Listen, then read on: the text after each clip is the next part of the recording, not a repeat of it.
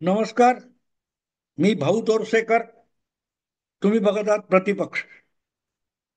मित्रांनो, सध्या महाराष्ट्राला स्थानिक स्वराज्य संस्थांच्या निवडणुकांचे वेध लागलेले आहेत आणि त्यामध्ये महायुती आणि महाविकास आघाडी अशा आघाड्यांच्या निवडणुकांची शर्यत कशी रंगणार आहे याच्याविषयी वेगवेगळ्या चर्चा चालू आहेत.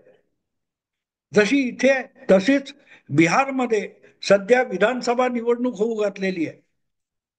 बिहार नंतर बंगालमध्ये होणार आहे आणि सगळ्या निवडणूक होणार आहेत. पण अलीकडच्या काही काळामध्ये म्हणजे जवळजवळ साधारणपणे असं म्हणू 21व्या शतकाच्या आरंभानंतर ज्या ज्या निवडणुका झाल्या या निवडणुका ह्या पक्षीय पातळीवर होण्यापेक्षा आघाड्या आणि गठबंधनाच्या निवडणुका आहेत. आणि साधारणतः विश्लेषण होताना सुद्धा त्याविषयी आकलन करताना अभ्यास करताना सुद्धा कुठल्या कुठल्या पक्षांच्या आघाड्या होतील आणि कुठल्या कुठल्या पक्षांच्या आघाड्या आहेत त्यांची बिघाडी होईल याचा उहापोह जास्त होत असतो. साधारणतः 1995-96 नंतर हळूहळू करत आघाडीचं राजकारण हे प्रस्थापित होत गेलं. 1999 नंतर हळूहळू करत काँग्रेस पक्ष सुद्धा स्वतंत्ररित्या स्वबळावर निवडणूक लढणं विसरून गेलाय. सोनिया गांधी काँग्रेस पक्षाच्या अध्यक्ष झाल्या आणि तेव्हापासून त्यांनी हळूहळू करत आघाडीच्या राजकारणाचा स्वीकार केला. मला वाटते 99 सालचीच गोष्ट आहे. 99 साली सोनिया गांधी या लोकसभेच्या निवडणुकीसाठी स्वतंत्रपणे मैदानात उतरल्या आणि त्यामध्ये काँग्रेसचा जो दारुण पराभव झाला. काँग्रेस सोनिया गांधींच्या नेतृत्वाखाली तोपर्यंतच्या काळातला सर्वात कमी आकडा घेऊन आली. 112 की 113 खासदार सोनिया गांधी अध्यक्ष झाल्यानंतर काँग्रेसचे निवडून आले. आणि हे कमी मी का म्हणतोय की गांधी खानदानाचा अध्यक्ष नसताना सीताराम केसरी किंवा नरसिंहराव यांच्या नेतृत्वाखाली सुद्धा काँग्रेसला 140 पेक्षा अधिक जागा जिंकता आलेल्या होत्या. पण सोनिया गांधी अध्यक्ष झाल्या आणि तो आकडा हा 112 पर्यंत खाली आला. अर्थात सोनिया गांधींनी जो नीचांक प्रस्थापित केला होता त्यापेक्षाही राहुल गांधीने तीनदा आणखी खालचा नीचांक गाठून दाखवला, 44, 52 आणि 99.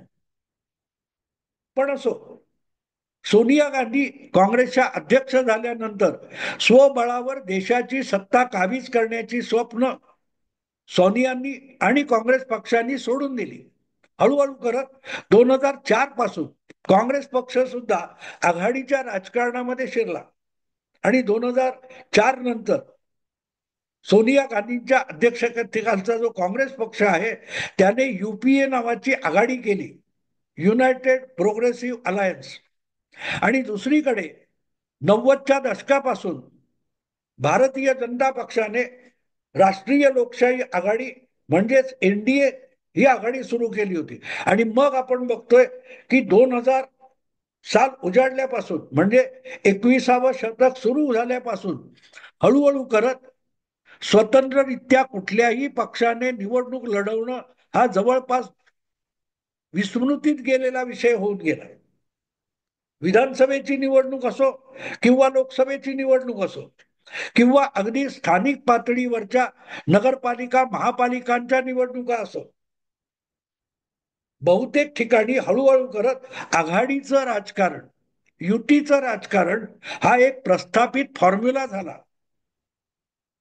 पण हे आघाडीचं राजकारण हे सुरू कधीपासून झालं, त्याचा जनक कोण आहे, ती कल्पना कोणाची, याची चर्चा कधी होत नाही. आणि म्हणून मला आज असं वाटलं की आज ज्या राजकीय व्यवस्थेतून आपण जात आहोत की ज्या राजकीय रचनेतून आपण जात आहोत, आघाडीचं राजकारण, त्या आघाडीच्या राजकारणाची कल्पना सगळ्यात पहिल्यांदा कोणी आणली, कशी आणली, कोणी राबवली, कुठे राबवली गेली, याचा जरा बारकाईने विचार झाला पाहिजे.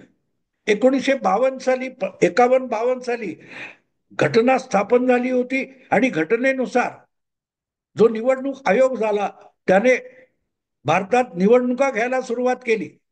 लोकसभेची पहिली निवडणूक 51 आणि 52 या 2 वर्षामध्ये झाली आणि त्या 52च्या निवडणुकीमध्ये काँग्रेस पक्षाला अर्थातच प्रचंड यश मिळालं. 300 पेक्षा अधिक जागा मिळाल्या नेहरूंच्या नेतृत्वाखाली. कारण त्यांच्या समोर कोणी प्रतिस्पर्धी नव्हता. आघाडी सोडा, पक्ष नव्हता आणि आघाडी सुद्धा नव्हती. नव्याने भारत स्वतंत्र झाला होता आणि निवडणुकीचं राजकारण नवीन होतं. काँग्रेसमधून बाहेर पडलेले किंवा काँग्रेस पासून दूर असलेले असे काही विचार आणि भूमिका यांच्या संघटना हळूहळू पक्षरूप धारण करत होत्या. आधीपासून अस्तित्वात असलेली हिंदू महासभा किंवा संघाच्या RSSच्या माध्यमातून स्थापन झालेला जनसंघ नावाचा पक्ष, स्वतंत्र हा एक उद्योगपती आणि संस्थानिकांचा पक्ष, कम्युनिस्ट पक्ष, समाजवादी पक्ष, हे बघायला गेलं तर यातले बहुतांश, जनसंघ सोडला तर बहुतेक पक्ष हे मुळातच काँग्रेसच्या स्वातंत्र्य चळवळीतले घटक होते. पण पुढच्या काळामध्ये गांधीजींनी सांगितलं की काँग्रेस हीच मुळात एक आघाडी होती. आता ती आघाडी ही जर स्वातंत्र्य मिळवण्यासाठी स्थापन झाली होती, तर आता स्वातंत्र्य मिळाले तर ही आघाडी म्हणजे काँग्रेस विसर्जित करून टाका. पण काँग्रेस हा एक ब्रँड झालेला होता आणि तो विसर्जित केला तर आपल्या नेतृत्वाखाली निवडणुका लढवून सत्ता मिळवणं अवघड असल्यामुळे पंडित नेहरू किंवा त्यांच्यासारख्या नेत्यांनी काँग्रेस विसर्जित करण्याचा गांधीजींचा सल्ला मानला नाही आणि पुढल्या काळात निवडणुका येईपर्यंत आणि निवडणुका होईपर्यंत गांधीजींची हत्या झाली होती. तो विषय संपला होता आणि काँग्रेस हा एक पक्ष होऊन गेला. पण काँग्रेस हा कधीही एक विचाराधिष्ठित पक्ष नव्हता. काँग्रेसची विचारसरणी जेव्हा म्हटलं जातं तेव्हा काँग्रेसची कुठलीही विचारसरणी नव्हती. त्या काँग्रेसच्या चळवळीमध्ये, संघटनेमध्ये कम्युनिस्ट होते, सोशलिस्ट होते, हिंदुत्ववादी होते, वेगवेगळे लोक होते. अगदी RSSचे संस्थापक केशव बळीराम हेगडे सुद्धा एक काळ काँग्रेस सेवा दलाचं काम करत होते.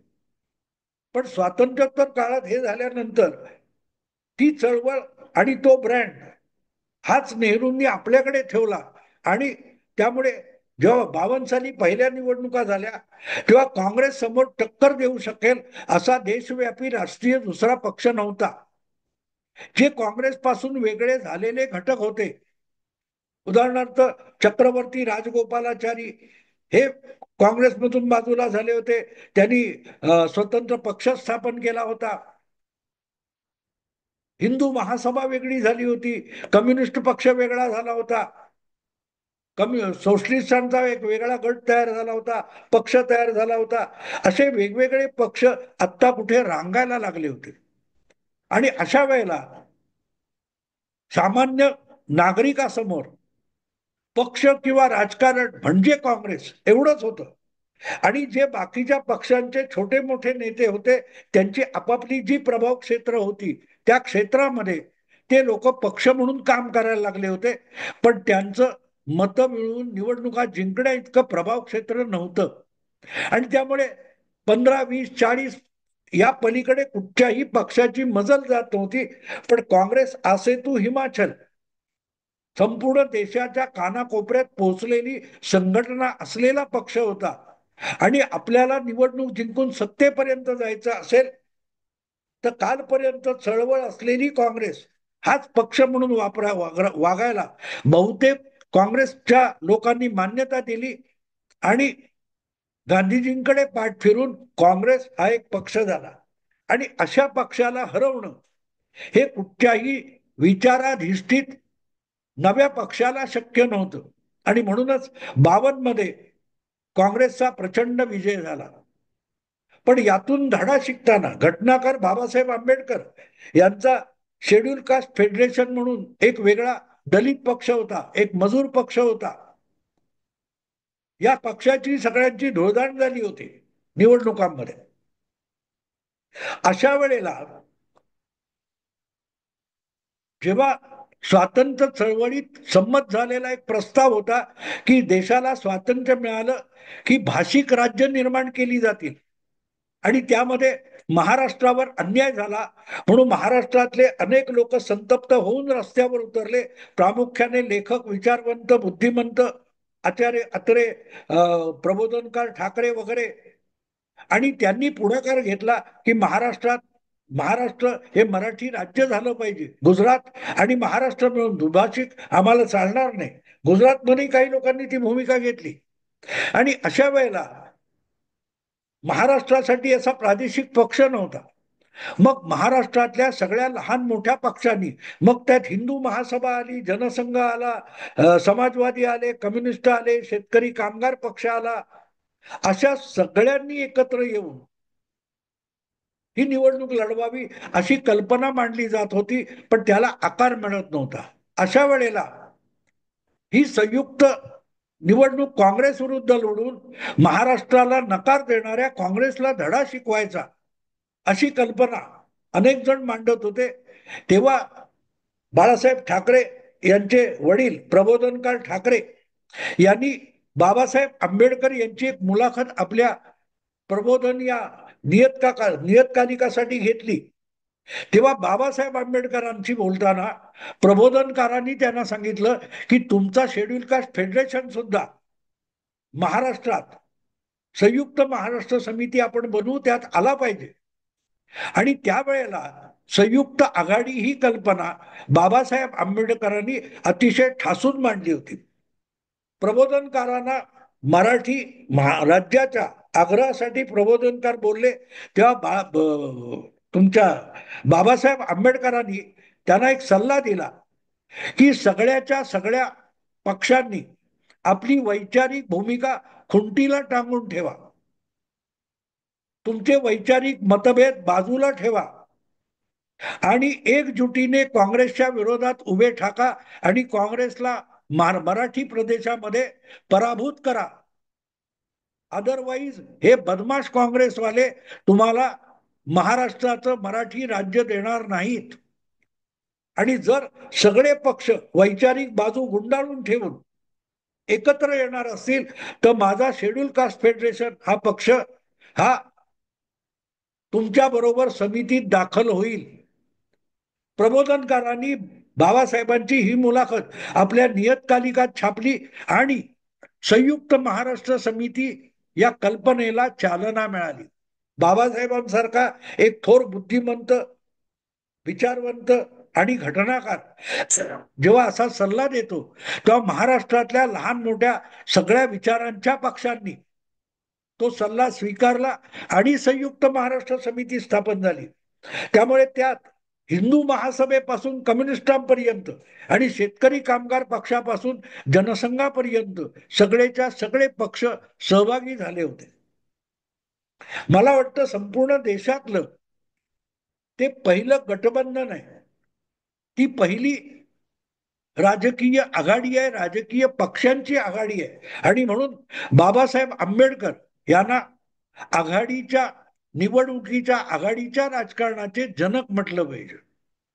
अर्थात 1957 ची जी दुसरी सार्वत्रिक निवडणूक आली तेव्हा महाराष्ट्रामध्ये संयुक्त महाराष्ट्र समिती कामाला लागलेली होती. मोठमोठ्या अनेक मराठी शहरांमध्ये, जिल्ह्यांमध्ये संयुक्त महाराष्ट्र स्थापन करण्यासाठी अत्यंत आक्रमक पद्धतीने आंदोलनं सुरू झाली होती. आणि त्या आंदोलनाचा परिपाक हा शेवटी 1957च्या सार्वत्रिक निवडणुका लढवण्यात झाल्या. लोकसभा आणि विधानसभा या दोन्ही निवडणुका त्या काळामध्ये एकाच वेळेला व्हायच्या. लोक मतदानाला जायचे, लोकसभेला मतदान करायचे आणि तेव्हाच विधानसभेला सुद्धा मतदान करायचे. तर त्या 1957च्या निवडणुकीमध्ये महाराष्ट्र आणि आज जो मराठवाडा आहे, तुमचा विदर्भ आहे किंवा इतर गुजरात वगैरे भाग आहे, तिथे फार मोठ्या प्रमाणावर काँग्रेस पक्षाला दणका बसला. आणि त्यामुळेच काँग्रेसनी म्हणजे काँग्रेसच्या सरकारने, नेहरू सरकारने महाराष्ट्र हे मराठी राज्य स्थापन करण्याच्या दृष्टीने हालचाली सुरू केल्या. महाराष्ट्र झाला, तसाच गुजरात सुद्धा झाला. कारण महागुजरात परिषद नावाची एक वेगळी चळवळ गुजरातमध्ये सुद्धा द्विभाषिकातून बाहेर पडण्यासाठी कार्यरत होती आणि त्याचा एकत्रित परिणाम होऊन ही दोन राज्य झाली. पण ही दोन राज्य होताना महाराष्ट्रामध्ये जो पहिला आघाडीचा गटबंधनाचा प्रयोग झाला त्याची प्रेरणा बाबासाहेब आंबेडकर होते. हे मी आज एवढ्यासाठी सांगतोय की आज सगळ्या देशभर, देशाच्या कोपऱ्यामध्ये आघाडीचं आघाडीचं राजकारण, निवडणुकीतल्या आघाड्या, या पक्षाची त्या पक्षाची आघाडी, हा पक्ष त्या आघाडीत गेला, तो पक्ष त्या आघाडीतून इकडे आला, याची चर्चा होते. पण या आघाड्यांचं राजकारण किंवा गठबंधनाचं राजकारण ही संकल्पना काँग्रेसला नेस्तनाबूत करण्यासाठी सगळ्यात पहिल्यांदा बाबासाहेब आंबेडकरांनी मांडली होती. पण तरीही ती महाराष्ट्रापुरती मर्यादित राहिली होती आणि बाबासाहेब आंबेडकर आणि समाजवादी नेते डॉक्टर राम मनोहर लोहिया, मधुलिमय यांच्यात संवाद होता, सलगी होती. त्यामुळे बाबासाहेबांनी दिलेला हा मंत्र डॉक्टर राम मनोहर लोहिया हे समाजवादी नेते पुढे घेऊन गेले. तब्बल 10 वर्ष मध्यंतरी गेली. 1962 च्या निवडणुका झाल्या. दरम्यान महाराष्ट्रात संयुक्त महाराष्ट्र समिती बारगळली होती. परत एकदा काँग्रेस हा मोठा पक्ष आणि बाकी सगळे विखुरलेले पक्ष हे एकमेकांच्या उरावर बसत होते. मतविभागणीचा फायदा घेऊन काँग्रेस 80% जागा जिंकत होतं. अशा वेळेला 1967 साली बाबासाहेबांचे चाहते असलेले डॉक्टर राम मनोहर लोहिया यांनी संपूर्ण उत्तर भारतामध्ये गठबंधनाच्या राजकारणाचा मोठा प्रयोग केला. उत्तर प्रदेश, मध्य प्रदेश, बिहार, बंगाल, ओरिसा, मध्य प्रदेश, मला वाटते गुजरात पण असेल, अशा जवळजवळ 8-9 राज्यामध्ये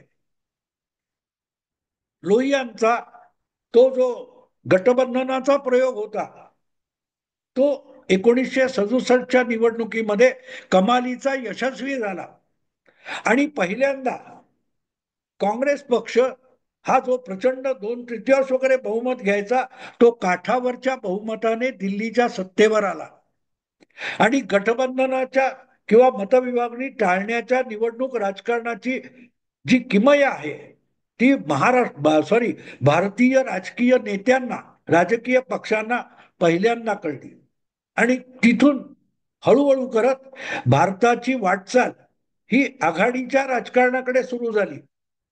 ही निवडणूक आघाडी म्हणून लढवली, नंतर आघाड्या मोडल्या, हे चालढकल चालू राहिली. 77 मध्ये त्यापेक्षा मोठी जनता पार्टी स्थापन झाली आघाडी म्हणून. 89 मध्ये झाली. होत होत होत 2007 येईपर्यंत हळूहळू करत काँग्रेस पक्ष पण इतका डबघाईला गेला या आघाडीच्या राजकारणाने की काँग्रेस पक्षाला सुद्धा स्वबळावर लढण्याची हिंमत उरली नाही आणि तोपर्यंत सोनिया गांधी काँग्रेस पक्षाच्या अध्यक्ष झाल्या होत्या आणि होता होता काँग्रेस पक्ष सुद्धा गठबंधन आघाडीच्या राजकारणात एक भागीदार बनला आणि आता एका पक्षाच्या बळावर सत्ता मिळवणं, एका पक्षाचं बहुमत आणणं ही कल्पना राष्ट्रीय राज्यकारणातून जवळपास हद्दपार झालेली आहे. हळूहळू तेच प्रस्थ वेगवेगळ्या राज्यात येते. अनेक राज्यामध्ये आज एकपक्षीय सत्ता नाहीये. अनेक पक्षांच्या गठबंधनाची स्थानिक पातळीवरच्या, राष्ट्रीय पातळीवरच्या, राष्ट्रीय आणि प्रादेशिक पक्षांच्या गठबंधनांच्या जागा वाटप, राजकारण किंवा असं होत झालेलं आहे. तेव्हा सांगायचा मुद्दा असा की आज आपण राजकारणाची चर्चा करताना गठबंधन वगैरे बोलतो, पण एक गोष्ट विसरून जातो की गठबंधनाचा जनक हा एक मराठी महापुरुष आहे ज्याचं नाव भारतरत्न डॉक्टर बाबासाहेब आंबेडकर. मित्रांनो, आता इथेच थांबतो. आवडलं लाईक करा, शेअर करा आणि प्रतिपक्षाला सबस्क्राईब करा. नमस्कार.